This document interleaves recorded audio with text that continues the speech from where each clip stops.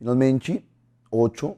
Si en una sociedad se instituyera una pirámide del poder en la que el control político y económico estuviese en manos de muy pocos, podría desencadenarse un gobierno militarista, un sistema democrático, un achoramiento total, una actitud arribista. Si se trata de manos de muy pocos es porque hay una rigidez social, y si hay rigidez social, achoramiento o arribismo, arribismo, una actitud arribista. Vamos de inmediato con el texto número 2, ¿Cómo están relacionados los conceptos de mecanismo y enunciado legal?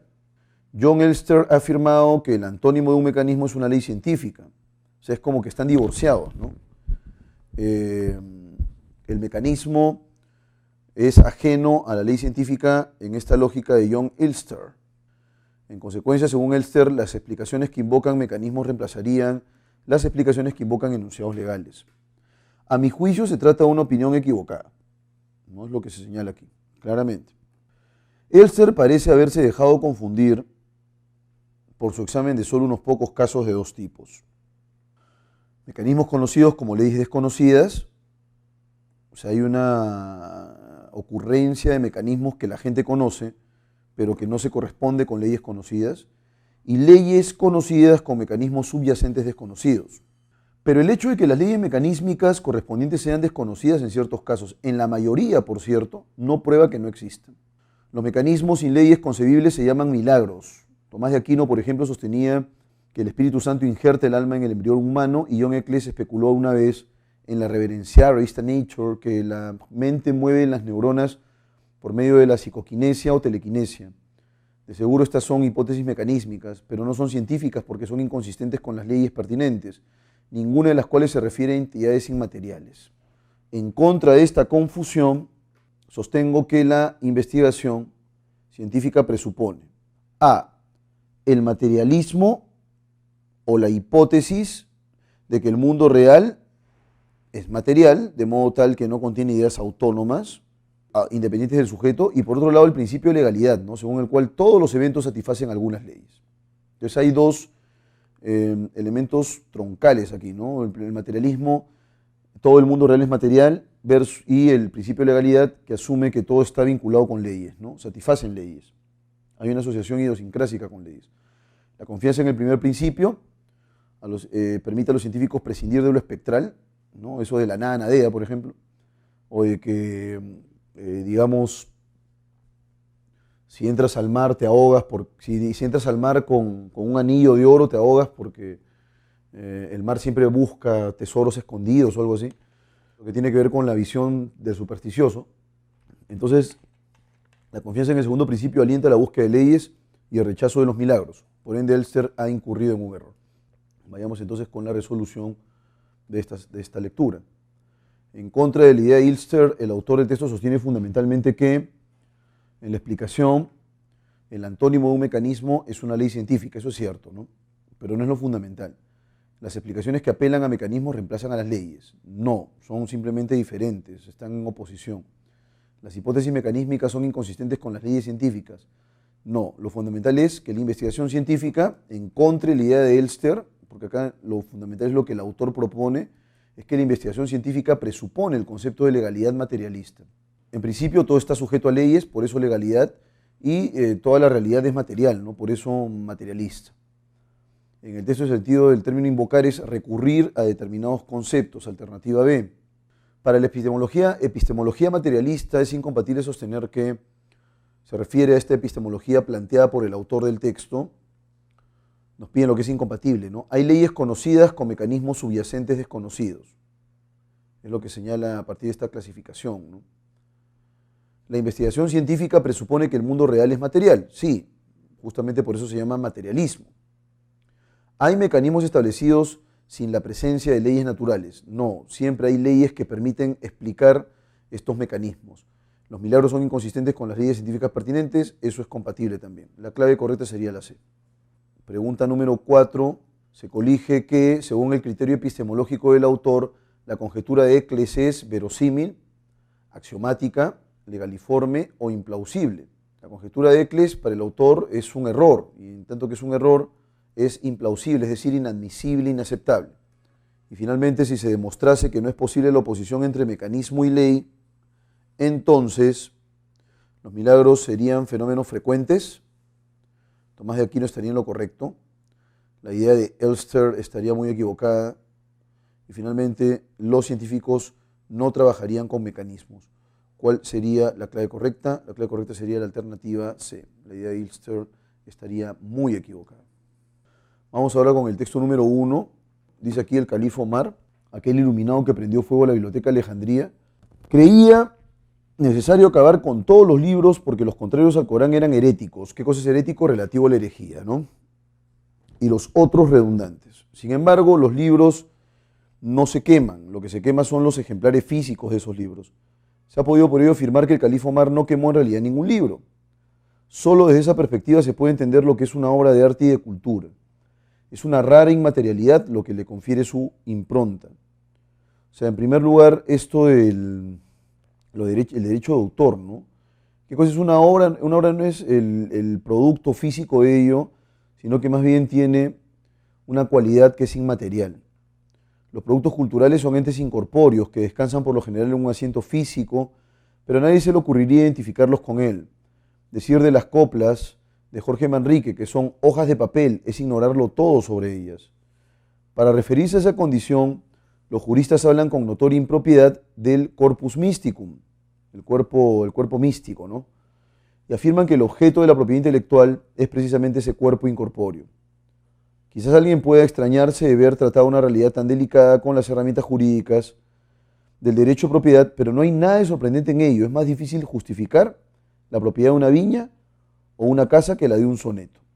Porque en el caso de la viña, una casa hay un espacio físico, ¿no? Y se sustenta en ello. Pero en el caso de un soneto, ¿cuál sería, digamos, el producto físico, ¿no? Se trata probablemente de un acto de creación, y ese acto de creación es inmaterial, el producto de ese acto de creación. Por eso es que se puede reproducir el poema las veces que sea menester, ¿no? Precisamente por esa cualidad incorpórea, así se inicia el segundo párrafo, la propiedad intelectual es la más sólidamente justificada de todas las formas de propiedad. Encaja con todos los argumentos que a lo largo de la historia han tratado de justificar la propiedad privada. Y a diferencia de las demás, sale siempre victoriosa de la prueba. Incluso frente a construcciones arcaicas. Así el acto creador hacía de Dios Señor Dominus, propietario de la creación, o la vieja teoría de la primera ocupación, que fundamentaba la propiedad en el acto originario de posesión física del bien. O sea, hasta ahí, digamos que tenemos o estamos regidos o circunscritos por lo material. Semejantes razonamientos solo son plausibles para la propiedad intelectual. Solo si se piensa la obra como acto creador o como el descubrimiento de un espacio nuevo en el universo intelectual, caben estos argumentos. El primero que crea u ocupa ese espacio, aquel al que se le revela por primera vez, puede considerarse su propietario. Por no mencionar la idea de la propiedad como producto del trabajo humano, como derivación de nuestro cuerpo y su proyección sobre las cosas, Locke la formuló en una secuencia argumental que partía de la propiedad de nuestro cuerpo mismo. Derivaba de ahí la propiedad del trabajo humano y acababa por atribuir la propiedad de las cosas a quien las había mejorado con su trabajo. Aunque ya sabemos que así no se justifica la propiedad de un campo, nadie duda hoy que una novela es producto del trabajo del creador. Hasta una cautela de Locke introducida en su construcción, impensable hoy para los bienes materiales, cuadra sin embargo con la propiedad intelectual. Decía que su argumento valía solo si tras la apropiación quedaban bienes suficientes para ser compartidos por los demás. En un mundo superpoblado de bienes escasos y ocupados, esto es impensable. Pero el creador intelectual, cuando alumbra su obra, deja siempre para el disfrute común el universo entero del lenguaje y el sonido. La geometría infinita de las formas no erosiona nada de ese bien público inextinguible que es la cultura humana. Puede así defender su propiedad también con este argumento imposible. Se me dirá que esto no lo discute nadie, que todos admiten hoy que hay una canción, hoy que una canción es de quien la crea, que apoderarse de ella o suplantar al creador debe seguir castigándose como apropiación y plagio. Pero no se pretenda después que sentado esto, cualquiera puede reproducirlo o descargarla sin pago alguno. Eso es incongruente. Tanto como decirle a alguien que es propietario de su ordenador, pero cualquier otro puede usarlo cuando le venga en gana. Es ignorar que la propiedad no es un título honorífico, una especie de aura mágica en torno a la cabeza, sino precisamente el poder jurídico de administrar la cosa como a uno le parezca y excluir de ella a los demás.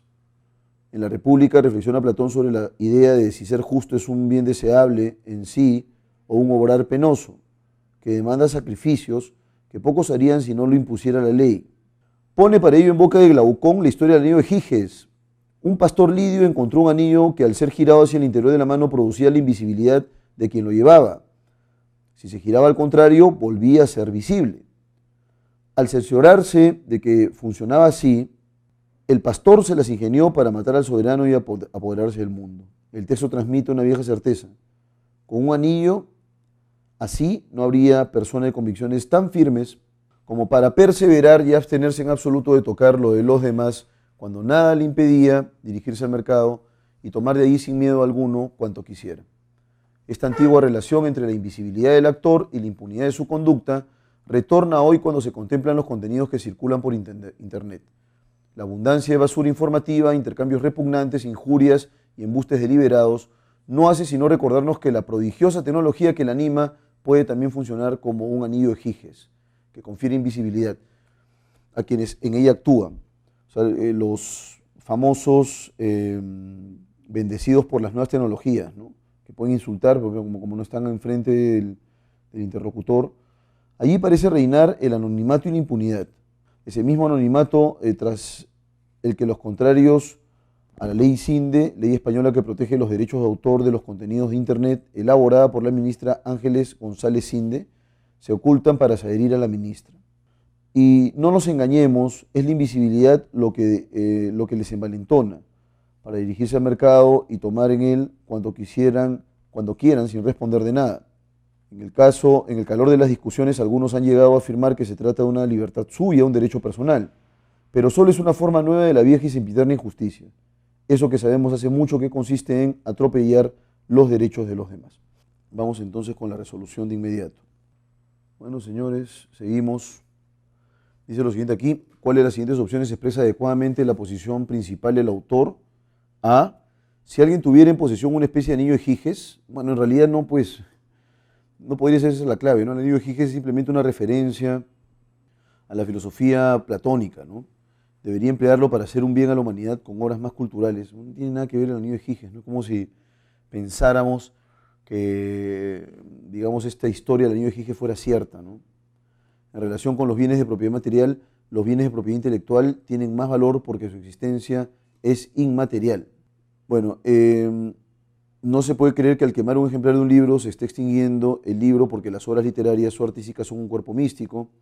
Y finalmente las obras culturales generan un legítimo derecho de autor, razón por la cual obtener una copia ilegal de ellas es una forma de atropello.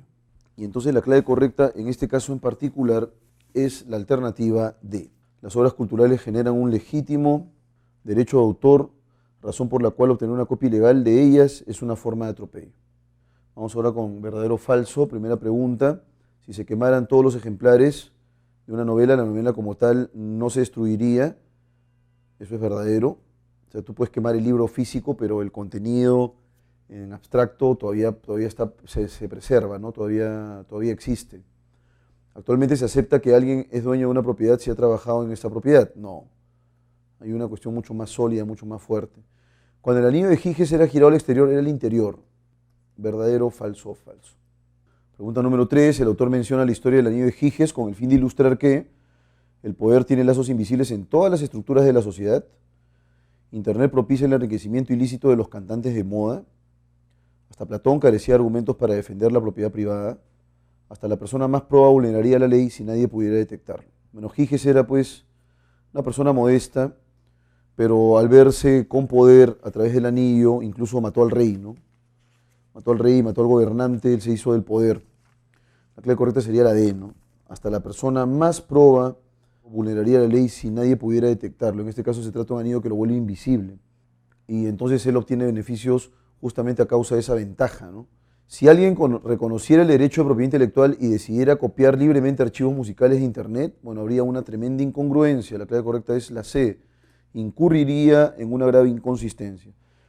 Y finalmente se infiere que en el razonamiento del califa, las ideas incompatibles con el Corán, no es que ya pues tú pienses distinto de mí, ¿no? En muchos de los, digamos, de los casos en los cuales se practica esta religión, ¿no? Pero digamos que aquí queremos un poco remitirnos a lo que se plantea en el texto respecto del razonamiento del califa Omar, el cual decía esto, ¿no? Todo libro que no sea el Corán es un libro que está en contra de sus contenidos, es un libro herético, ¿no? Ustedes saben que el Corán es un libro de contenidos religiosos además. Pero lo llevaba, el califa Omar, lo llevaba a las últimas consecuencias, pues. Todo aquel libro cuya temática no tenga nada que ver con el Corán es un libro implausible, inadmisible. Entonces la clave correcta sería la alternativa D, en contraposición, ¿no? Vamos ahora con el textito 2, nada menos que es un texto de Vargas Llosa, así que vamos a leerlo de manera calmada, de manera tranquila. Dice aquí lo siguiente: la serie de televisión colombiana Escobar, el patrón del mal, ha tenido mucho éxito en su país de origen y no cabe duda de que lo tendrá en todos los lugares donde se exhiba. Está muy bien hecha, escrita y dirigida, y Andrés Parra, el actor que encarna al famoso narcotraficante Pablo Emilio Escobar Gaviria, lo hace con enorme talento. Sin embargo, a diferencia de lo que ocurre con otras grandes series televisivas, como las norteamericanas The Wire o 24, esta se sigue con incomodidad. Un difuso malestar provocado por la sensación de que, a diferencia de lo que aquellas relatan, Escobar, el patrón del mal, no es ficción, sino la descripción más o menos fidedigna de una pesadilla que padeció Colombia durante unos años, que vivió no bajo el imperio de la ley, sino del narcotráfico. Porque los 74 episodios que acabo de ver, aunque se toman algunas libertades con la historia real y han cambiado algunos nombres propios, dan un testimonio muy genuino, fascinante e instructivo sobre la violenta modernización económica y social, un verdadero terremoto, que trajo a la letargada sociedad colombiana la conversión por obra del genio empresarial de Pablo Escobar. Hay una primera arista aquí, que es justamente los dotes empresariales del narco, ¿no? De lo que debía ser en los años 70 una industria artesanal en la capital mundial de la producción y comercio clandestinos de la cocaína. Desafortunadamente, este aspecto de la trayectoria de Escobar, su miríada de laboratorios en la cordillera y en las selvas, las rutas clandestinas por las que la droga, cuya materia prima al principio era importada de Perú, Bolivia y Ecuador, y refinada en Colombia, luego se exportaba de ahí a Estados Unidos y al resto del mundo, está apenas reseñado en la serie, que se encuentra en la experiencia familiar del narcotraficante, sus vidas públicas y clandestinas, sus delirios y sus horrendos crímenes. Su ambición era tan grande como su falta de escrúpulos, y los delirios y rabietas que lo inducían a ejercitar la crueldad con el refinamiento y la frialdad de un personaje del Marqués de Sade, contrastaban curiosamente con su complejo de Edipo mal resuelto, que lo convertía en un corderillo frente a la recia matriarca que fue su madre, y su condición de esposo modelo y padre amantísimo. Cuando se antojaba de una virgencita, sus sicarios le procuraban una y luego la mandaban a matar para borrar las pistas.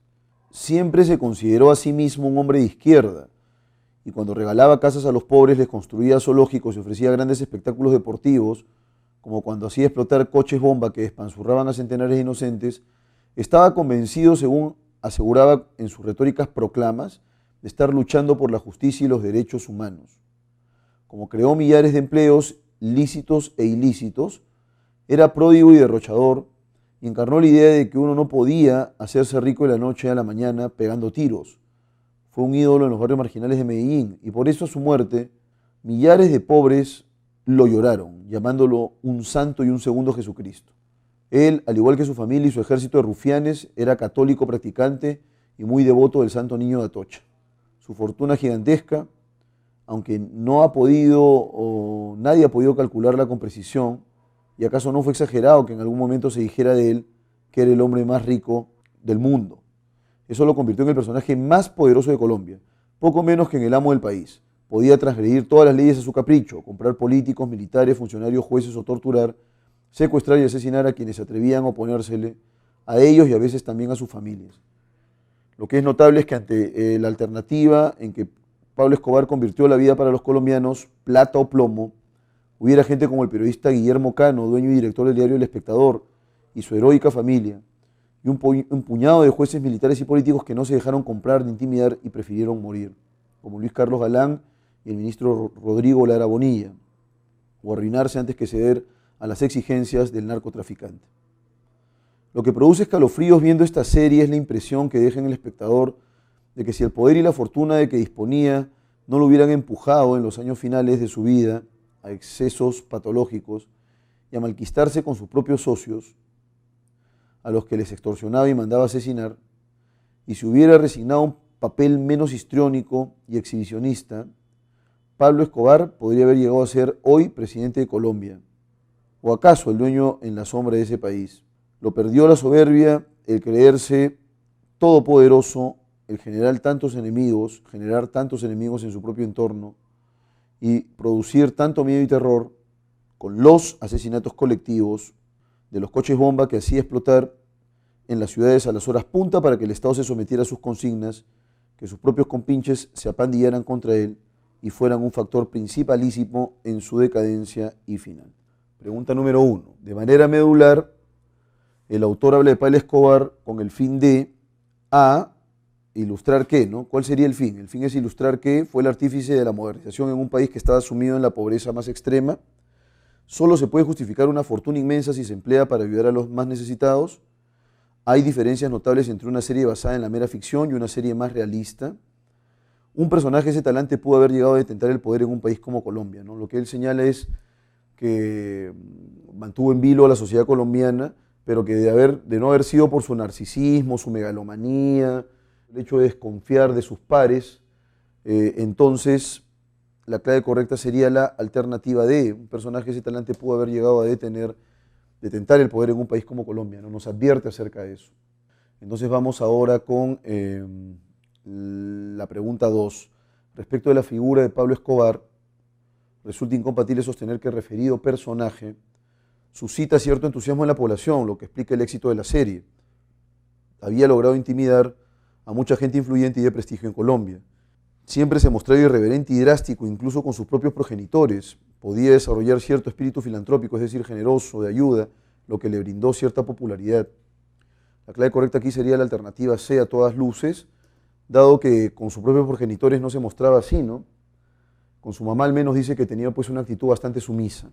Pregunta número 3. Se infiere que la serie pasa por alto el trayecto empresarial de Escobar y se centra en su vida criminal por razones estrictamente familiares, de rentabilidad televisiva, de índole ética o moral, de dimensión política.